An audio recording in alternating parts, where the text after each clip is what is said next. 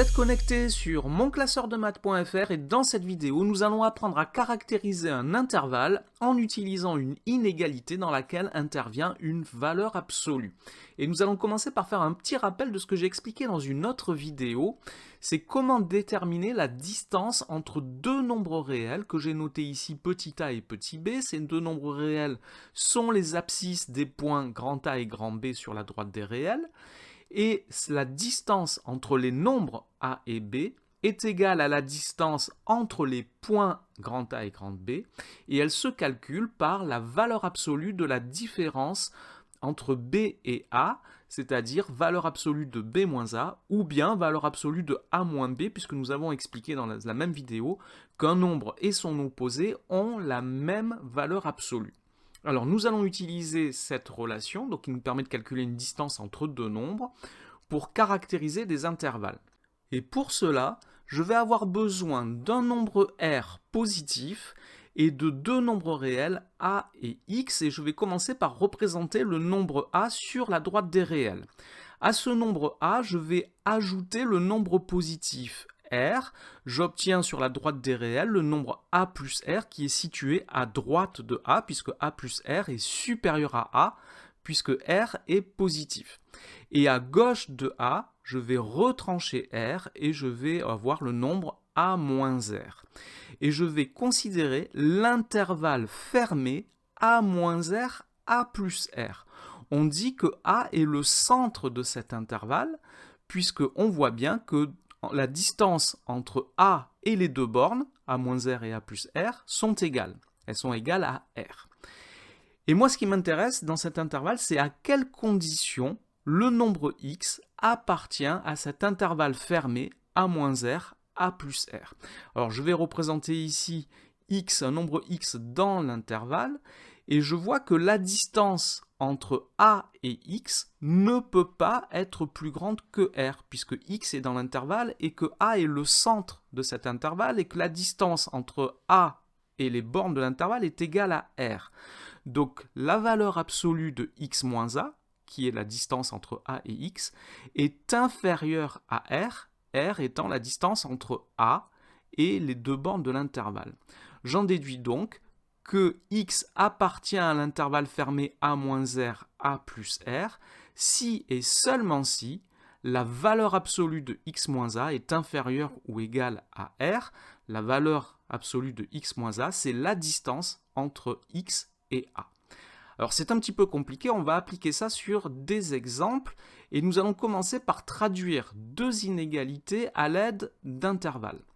Alors la première de ces deux inégalités, c'est x moins 6, la valeur absolue de x moins 6 est inférieure ou égale à 1 dixième.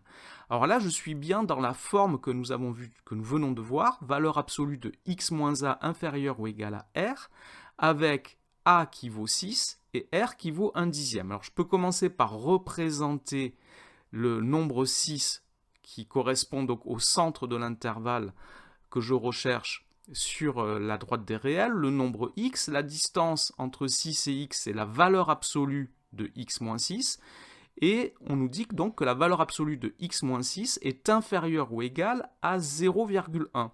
Donc si j'ajoute 0,1 à 6, j'obtiens la borne supérieure de l'intervalle qui est donc 6,1, et à gauche de 6, si je retranche 0,1, j'obtiens la borne inférieure de l'intervalle qui est donc 5,9. Je définis ainsi l'intervalle dans lequel se situe x. Il s'agit de l'intervalle fermé 5,9, 6,1.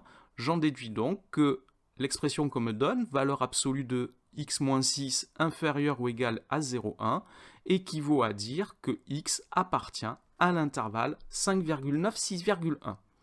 Alors nous allons faire le même travail avec la deuxième inégalité qui est valeur absolue de x plus 2 inférieure ou égale à 1 centième. Alors attention, la distance est donnée par la valeur absolue d'une différence, pas la valeur absolue d'une somme. Donc ici, valeur absolue de x plus 2, c'est égal à valeur absolue de x moins 2. Il faut l'exprimer sous forme d'une différence.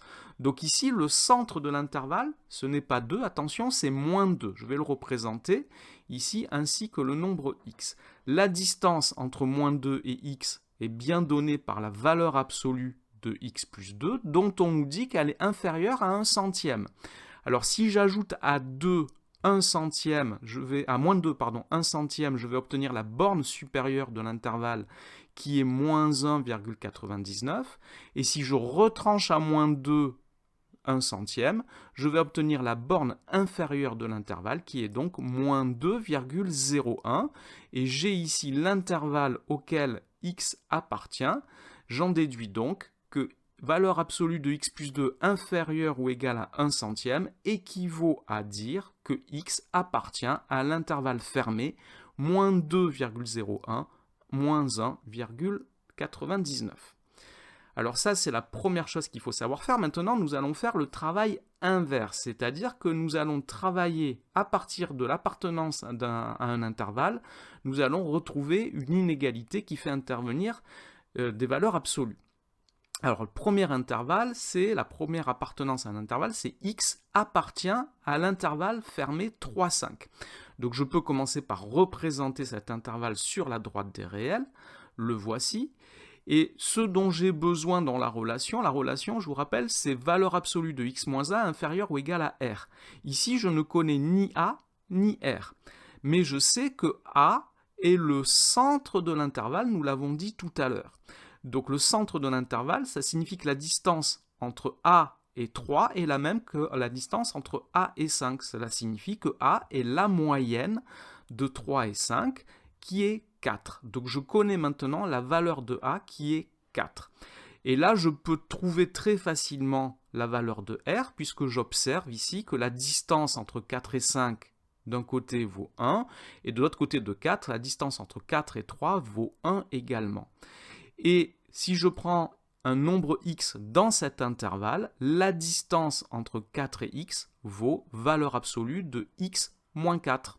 J'en déduis donc que dire que x appartient à l'intervalle 3, 5 équivaut à dire que la valeur absolue de x moins 4 est inférieure à 1. Ça, c'est pour le premier intervalle. Second intervalle, x appartient à l'intervalle fermé 2,5, 2,7. Alors je commence par le représenter comme tout à l'heure, le voici, il s'agit d'un intervalle fermé, les deux bornes appartiennent à cet intervalle, et au centre de cet intervalle, j'ai ce nombre a qui est donc la moyenne des deux bornes.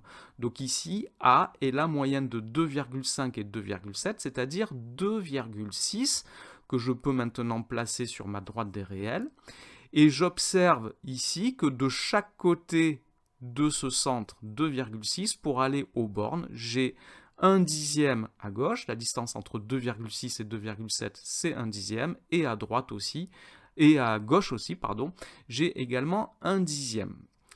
J'en déduis donc, ici, si je prends le nombre x sur cet intervalle, la distance entre le centre 2,6 et x, c'est valeur absolue de x moins 2,6, et j'observe que cette distance est inférieure à 1 dixième. J'en déduis donc que dire que x appartient à l'intervalle 2,5, 2,7 équivaut à dire que la valeur absolue de x moins 2,6 est inférieure ou égale à 1 dixième. Voilà pour ce qu'il faut savoir faire avec ces notions de distance et de valeur absolue. Cette vidéo est maintenant terminée. Merci de l'avoir regardée. N'oubliez pas de lui donner un j'aime et de vous abonner à la chaîne. Au revoir.